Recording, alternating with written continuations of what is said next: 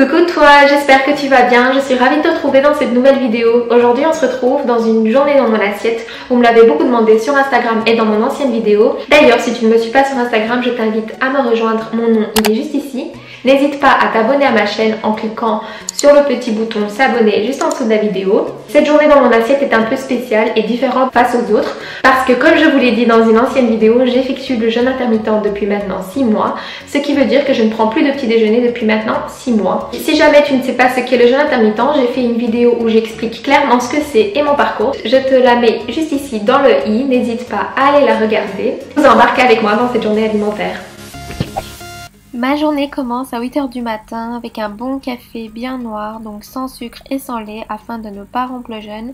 De toute façon, c'est la seule manière dont j'aime boire mon café. Généralement, le matin, je bois 1 à 2 tasses de café. En fin de matinée, j'aime me faire un petit thé. Ici, j'ai opté pour le goût mangue coco qui est juste délicieux.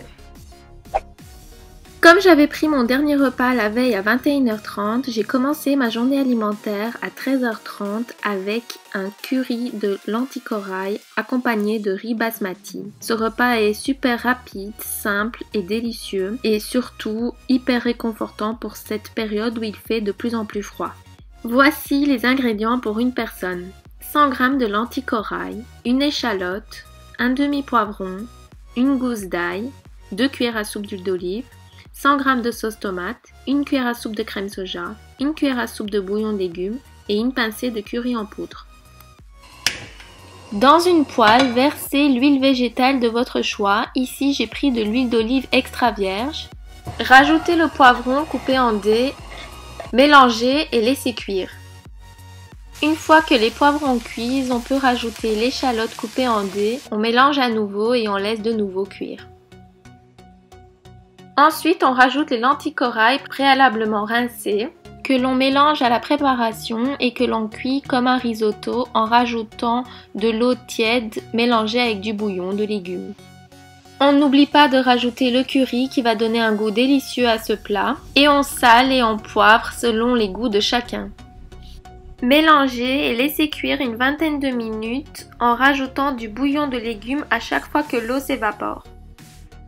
Ne faites pas comme moi, si vous voulez cuisiner de plus grosses quantités, prenez directement une grande poêle ou un wok. Au fur et à mesure de la cuisson des lentilles, on rajoute l'ail, la sauce tomate. Ici, j'ai pris une sauce tomate avec du basilic.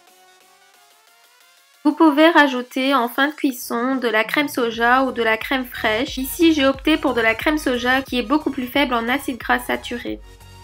On mélange à nouveau et c'est prêt.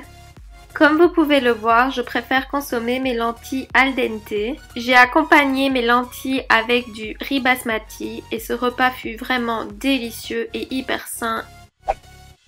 J'aime beaucoup me faire pour mes collations des tartines de pain complet avec du beurre de cacahuète et de la banane. Ici j'ai pris du beurre d'un mélange de noix que l'on retrouve chez Action et qui est juste délicieux. J'adore ce goûter qui est rapide, sain, riche en protéines et en bonne graisse.